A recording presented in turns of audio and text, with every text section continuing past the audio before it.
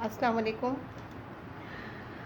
जो नया यूनिट इन्होंने स्टार्ट करवाया, जो नया टॉपिक इन्होंने स्टार्ट करवाया, बड़ा दिलचस्प टॉपिक है ये फ़िज़िक्स हमारे पास स्टार्ट हुई है। मैंने आपसे जब आपका लाइव लिया था और जब मैं आपसे क्लासरूम शेयर कर रही थी, तब भी मैंने आपसे ये पूछा था कि अब तक आपके साइंस के अंदर उन्होंने आपको बायोलॉजी के टॉपिक्स कराए, ठीक है ना, उन्होंने आपको केमिस्ट्री के टॉपिक्स कराए।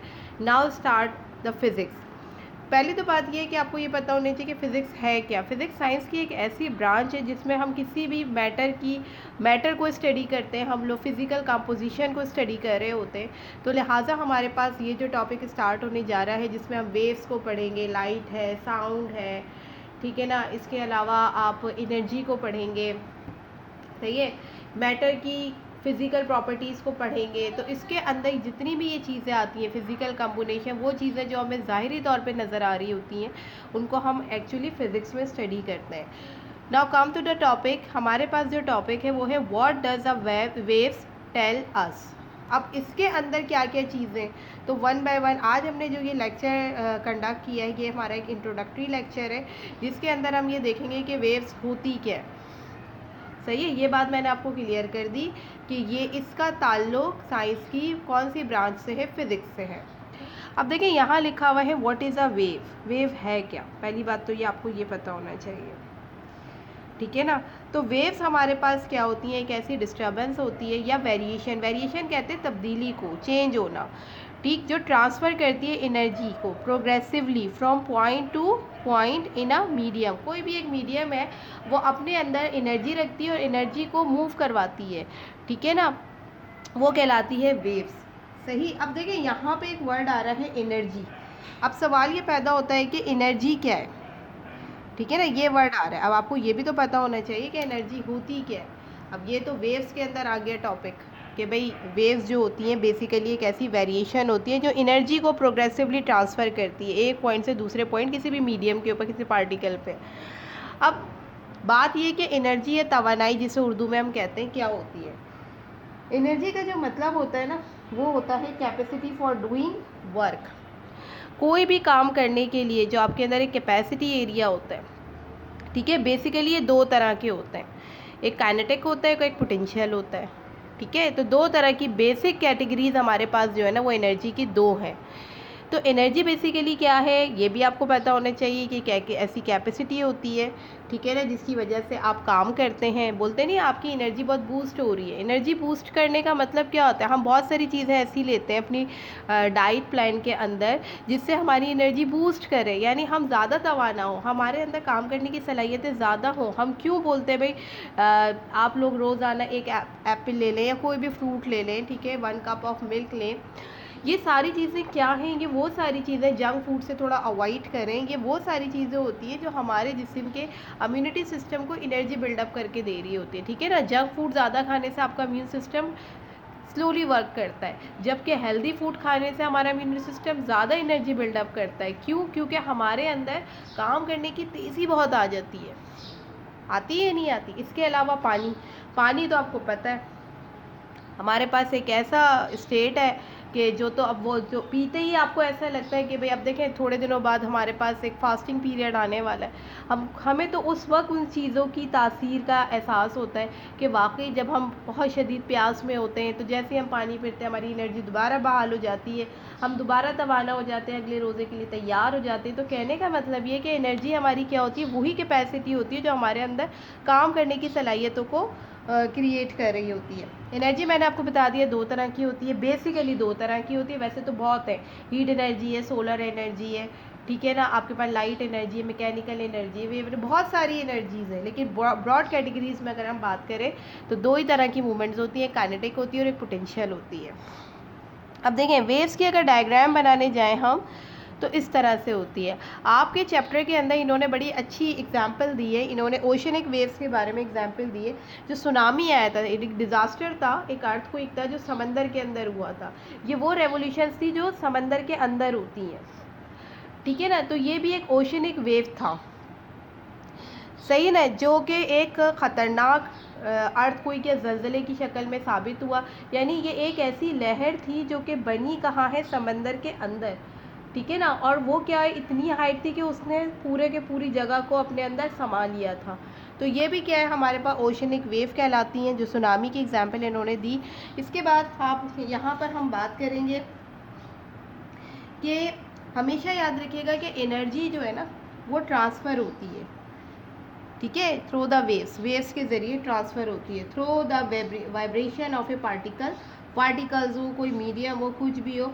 तो अगर हम आसान अल्फाज में बात करें तो वेव्स क्या है, waves are said to be an energy transport phenomena, ठीक है। वेव्स, अगर मैं एक लाइन में अगर आपसे पूछती हूँ कि भाई आप मुझे बता दीजिए कि वेव्स हैं क्या, तो वेव्स बेसिकली क्या है, वेव्स हमारे पास एक ऐसी energy transport phenomena, energy transport phenomena है ये, ठीक है। एनर्जी एग्जिस्ट करती है बहुत सारी फॉर्म्स में, जैसे मैंने अभी आपको बताया, लाइट एनर्जी है, ठीक है, हीट एनर्जी है, मैकेनिकल एनर्जी है, यानी ये बहुत सारी फॉर्म्स है। इसके अलावा भी बहुत सारी शक्लें आपको नज़र आएंगी, मैग्नेटिक एनर्जी है, तो ये तो बहुत सारी फॉर्म है। तो एनर्जी अपने अंदर और ये कन्वर्ट करती है from one form to another form, ये भी बात आप याद रखिएगा। अच्छा, आपके जो चैप्टर के अंदर जो टॉपिक ज़्यादा ख़ास है उनके हवाले से आज ये मैंने 2 टॉपिक लिए हैं, जिसमें मैंने बताया कि वेव्स क्या होती हैं। पहले आप ये बताएं, एग्जाम्पल जो आपके बुक के अंदर दिया हुआ है उसी को एनालाइज़ किया है मैंने ओशनिक वेव्स के हवाले से।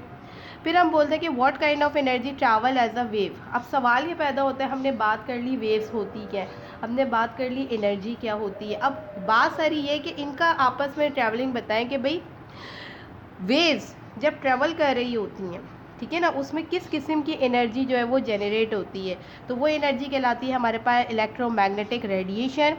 इलेक्ट्रोमैग्नेटिक रेडिएशन जो है वो सन के ज़रिए भी हासिल की जाती है, जिसे हम नेचुरल रेडिएशन भी कहते हैं, ठीक है, सोलर रेडिएशन भी कहते हैं। अगर इसका सोर्स वो हो सूरज, क्योंकि सूरज से ज़मीन तक जो रेडिएशन होती है, ठीक है ना, उसमें भी एक इलेक्ट्रॉनिक पावर होती है, जो सूरज की रोशनी ज़मीन तक पड़ती है, सही है। तो अगर इलेक्ट्रॉनिक मैग्नेटिक रेडिएशन के सोर्स के बारे में पूछा जाए तो अगर सन है तो सन, इसको सोलर रेडिएशन भी कहते हैं, उसे नेचुरल रेडिएशन भी कहते हैं।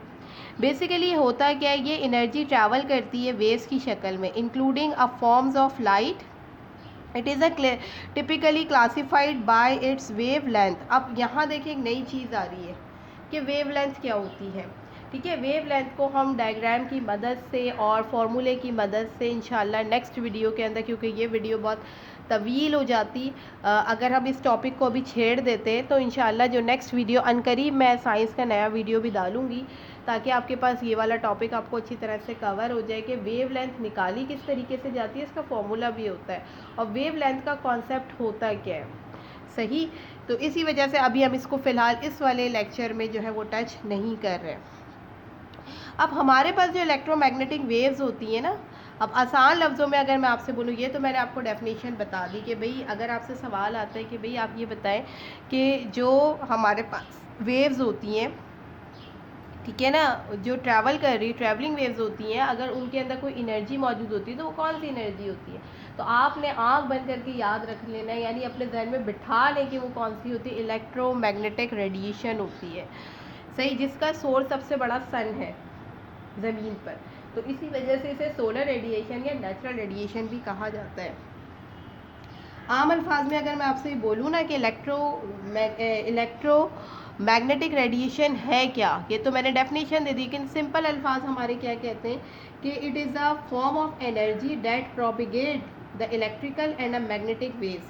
ये एक ऐसा फॉर्म ऑफ एनर्जी है जो एक ही वक्त में इलेक्ट्रिकल और मैग्नेटिक वेव्स को ट्रेवल कर रहा होता है, ठीक है। एक पॉकेट ऑफ एनर्जी होता है जिसे फोटोन्स भी कहा जाता है, यानी एनर्जी का एक पॉकेट होता है पूरा, जिसके अंदर एक ही टाइम के अंदर इलेक्ट्रॉनिक और मैग्नेटिक वेव्स दोनों वर्क कर रही होती हैं, जिसे हम कहते हैं इलेक्ट्रोमैग्नेटिक रेडिएशन। मतलब ये आम अल्फाज में मैंने आपको ये कॉन्सेप्ट दे दिया है, समझ आ रही है बात। तो कहने का मतलब ये है कि इस पूरे के पूरे टॉपिक में अभी फ़िल वक्त हमने आपको कॉन्सेप्ट दिया है वेव्स का, ठीक है ना। वेव्स ट्रैवलिंग किस तरह करती है उसके एग्जांपल बता दीजिए, जो आपके लेसन में, जो आपके चैप्टर में, जो आपके टॉपिक में मौजूद है, ठीक है ना। इसके अलावा इन्होंने यहाँ पर ओशनिक वेव्स के बारे में भी बात की है। फिर इन्होंने बात की कि जब वेव्स ट्रैवल कर रही होती है तो किस किस्म की एनर्जी होती है, तो वो इलेक्ट्रोमैग्नेटिक रेडिएशन होती है, उसका सोर्स क्या होता है, ये होती क्या है। आम अल्फाज में अगर हम देखें कि हमारे पास इलेक्ट्रोमैग्नेटिक वेव्स की कौन सी काइंड नज़र आती हैं, जैसे एक्सरे है हमारा, अल्ट्रा वायलेट वेव्स हैं, माइक्रोवेव्स हैं, तो ये सारी चीज़ें क्या हैं, ये हमारे पास डिफरेंट फॉर्म्स हैं या काइंड्स ऑफ इलेक्ट्रोमैग्नेटिक रेडिएशन है। अच्छा भाई, अब हम बात करते हैं इस तरफ कि थोड़ा सा आपको इस चीज़ का भी आइडिया होना चाहिए कि इस चैप्टर में बेसिकली क्या चीज़ एक्सप्लोर की जा रही है। इस चैप्टर में हम लोग किस चीज़ के बारे में पढ़ेंगे कि how the important kinds of energy transform by the waves, कि कौन सी इंपॉर्टेंट काइंड्स ऑफ एनर्जी है, ठीक है ना, जो कि ट्रांसफॉर्म की जाती हैं किसमें, वेव्स के अंदर। तो अभी फ़िल वक्त हमने जो बात की है वो सिर्फ इलेक्ट्रोमैग्नेटिक रेडिएशन के बारे में बात की है। आगे के वीडियोस के अंदर हम ऑसिलेशन और डिफरेंट या वेव लेंथ, बहुत सारे टॉपिक्स के हवाले से हम बात करेंगे। अभी फ़िल वक्त आपको जो हमने काम देना है वो इसी टॉपिक के, क्योंकि थोड़ा थोड़ा कराने से ये होता है कि स्टूडेंट के सारे जो MCQs के ऑर्डर्स भी होते हैं, क्योंकि एक्चुअली आपका पेपर ज़्यादातर ऑब्जेक्टिव टाइप होता है, तो आपको उस चीज़ के बारे में ना सारे कॉन्सेप्ट क्लियर होने चाहिए, ठीक है। तो अभी हमने आपको जो होमवर्क दिया है वो मैं आपको एक स्लाइड के थ्रू भी बता दूंगी। वेव्स बताना है आपने, इलेक्ट्रोमैग्नेटिक रेडिएशन बताना है, और सिंपल ये वाला क्वेश्चन आपका होमवर्क क्वेश्चन है, ठीक है। ये आपने मुझे करके जो है वो सेंड करना है कि how are we sensitive to the energy that travel as a wave, ठीक है ना, कि क्वेश्चन समझ के फिर आपने इसका आंसर देना, और इसका आंसर जो आज का हमारा लेक्चर है उसी से रिलेटेड है, ठीक है ना। तो इसको पढ़ने के बाद आपने ये आंसर हमें सेंड करना है। अच्छे तरीके से देख लीजिए, ये आपको वीडियो में भी हमने समझा दिया है, प्लस ये मैं अभी आपको होमवर्क के तौर पे भी दूंगी जो काम करने को, तो लिहाजा इस पर गौर से तवज्जो से काम कीजिएगा, क्योंकि ये वो सारे टॉपिक है जो आपके इस टॉपिक का ये जो नया चैप्टर स्टार्ट हुआ है, नया लेसन स्टार्ट हुआ है, उसका हिस्सा है। तो लिहाजा अगर आप अभी से इसको प्रिपेयर कर लोगे तो आगे जाके आपको लोड नहीं पड़ेगा। और मैं आपसे पहले भी डिस्कस कर चुकी हूँ कि मेरे आगे आने वाला जो वीक है उसमें मैं शॉर्ट टेस्ट रखूँगी आपके, ठीक है। रमज़ान के हवाले से मैं कोई भी प्रोडक्ट टेस्ट नहीं रखूँगी। तो आपने करना क्या है कि आपने इस पूरे लेक्चर को बहुत अच्छे तरीके से अटेंटिवली होकर अपने माइंड को फिज़िकली भी और मेंटली भी एक्टिव रख के समझना है, ठीक है। अगर किसी भी किस्म का कोई मसला हो, कोई प्रॉब्लम हो, उसे कलेक्ट करें। इंशाल्लाह कल जब हम आपके साथ लाइव होंगे तो हम उसको फौरी तौर पे कवर करेंगे। नेक्स्ट वीडियो में मुलाकात होगी। जज़ाकल्लाह।